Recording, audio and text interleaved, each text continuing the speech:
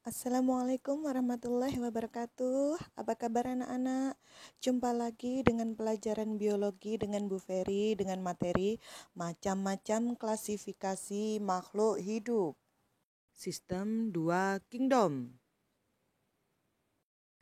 Klasifikasi sistem 2 kingdom dikemukakan oleh Aristoteles dari Yunani.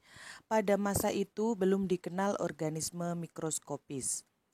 Dalam sistem 2 kingdom, organisme dibagi menjadi 2 kerajaan atau kingdom, yaitu kingdom plantae atau dikenal dengan dunia tumbuhan dan kingdom animalia atau yang dikenal dengan dunia hewan. Kingdom plantae, ciri-cirinya yaitu memiliki dinding sel yang tersusun dari selulosa, sehingga selnya kaku, berklorofil, dan mampu berfotosintesis. Meskipun tidak berklorofil, bakteri dan jamur pada saat itu dimasukkan ke kingdom plantae. Alga, lumut, tumbuhan paku, dan tumbuhan berbiji juga dimasukkan ke dalam kingdom plantae.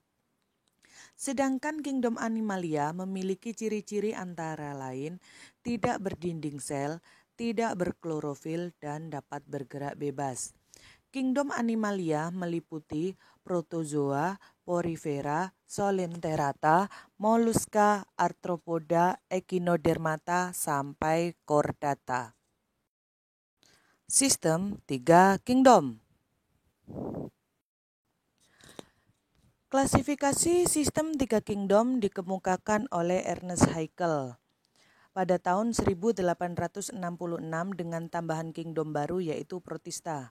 Jadi klasifikasi 3 kingdom terdiri atas kingdom plantae, kingdom Protista, dan kingdom animalia. Ciri-ciri kingdom plantae yaitu bersifat autotrof, eukariotik, multiseluler, dan bereproduksi dengan spora.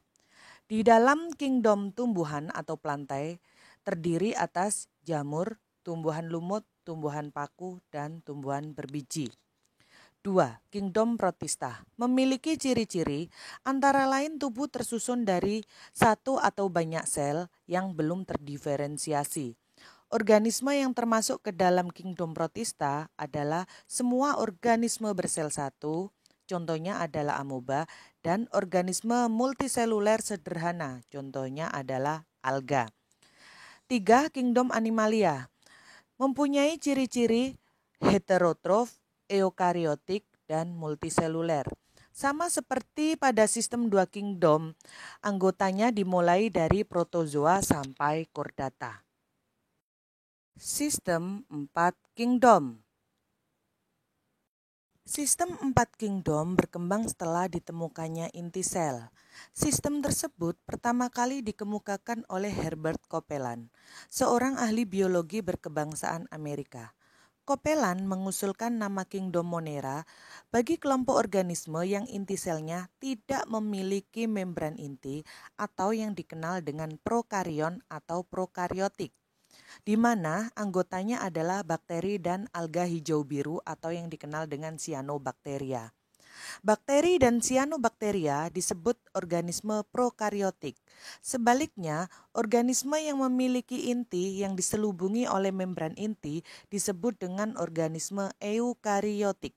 Misalnya, alga, selain alga hijau biru atau selain cyanobakter, jamur, tumbuhan, dan hewan.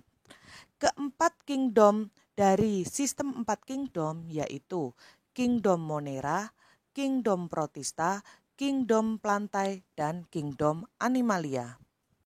Sistem 5 kingdom.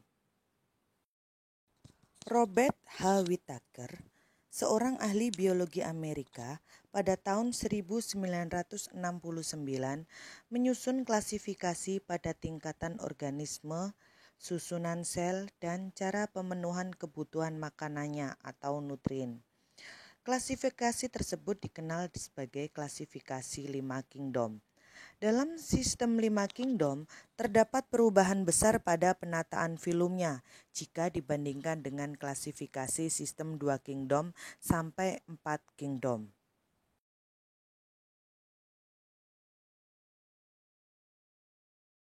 Sistem klasifikasi 5 kingdom terdiri atas Kingdom Plantae, Kingdom Animalia, Kingdom Fungi, Kingdom Protista, dan Kingdom Monera.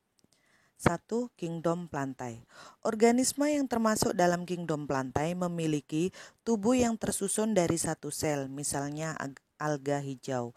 Banyak sel, tetapi tidak terdiferensiasi, misalnya alga coklat dan merah, serta banyak sel yang sudah terdiferensiasi membentuk jaringan, misalnya tumbuhan lumut, tumbuhan paku, dan tumbuhan berbiji.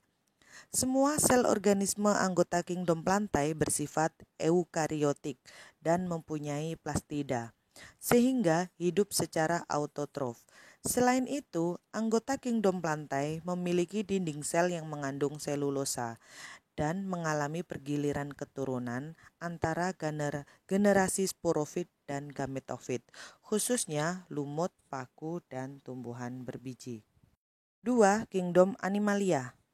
Anggota Kingdom Animalia memiliki ciri-ciri antara lain tersusun dari banyak sel yang terspesialisasi membentuk jaringan, eukariotik, heterotrof, dan makanan ditelan ke dalam tubuhnya. 3. Kingdom Fungi atau yang dikenal dengan jamur. Semua jamur kecuali jamur lendir dan jamur air dimasukkan ke dalam Kingdom Fungi.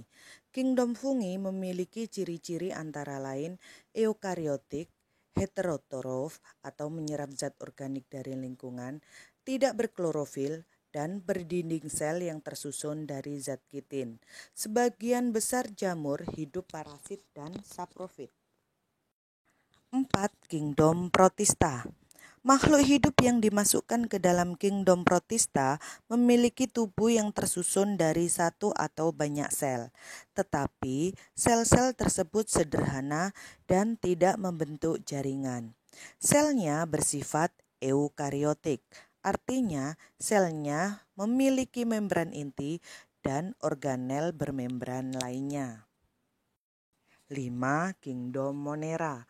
Makhluk hidup yang dimasukkan ke dalam Kingdom Monera memiliki ciri-ciri yaitu prokariotik, artinya sel tersebut tidak memiliki membran inti.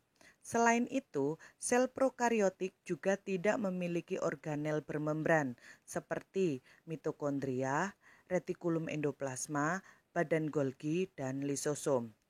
Monera berkembang biak dengan cara membelah diri secara langsung atau amitosis, tidak dengan cara mitosis dan meiosis. Berdasarkan ciri-ciri tersebut, makhluk hidup yang masuk ke dalam Kingdom Monera adalah Archaebacteria dan Eubacteria. Cyanobacteria atau yang dikenal dengan bakteri hijau biru masuk ke dalam Eubacteria.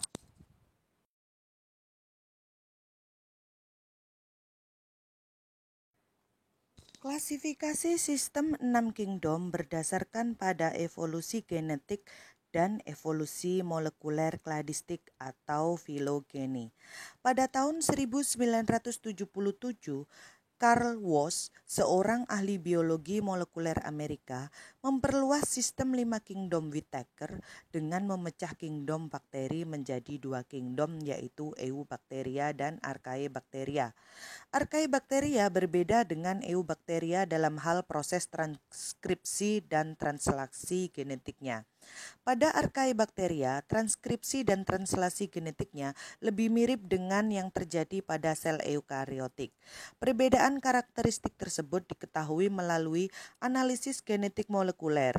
Secara lengkap, sistem klasifikasi 6 kingdom adalah sebagai berikut. 1.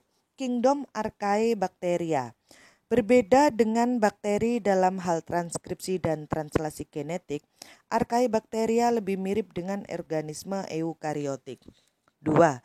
Kingdom Eubacteria memiliki ciri-ciri antara lain bersifat prokariotik dan uniseluler. 3. Kingdom Protista memiliki ciri-ciri antara lain tidak memiliki jaringan atau sel yang terdiferensiasi eukariotik. 4. Kingdom Fungi memiliki ciri-ciri antara lain bersifat eukariotik, osmotrofik, dan uniseluler atau multiseluler. 5. Kingdom Animalia atau yang dikenal dengan hewan. Memiliki ciri-ciri antara lain bersifat heterotrof, eukariotik, dan multiseluler. 6. Kingdom Plantae atau tumbuhan. Memiliki ciri-ciri antara lain bersifat autotrof, eukariotik, multiseluler, dan bereproduksi dengan spora. Demikian anak-anak pembelajaran hari ini. Setiap masalah selalu ada jalan keluarnya. Jadi jangan mudah untuk berputus asa. Wabillahi wal taufiq wal hidayah. Wassalamualaikum warahmatullahi wabarakatuh.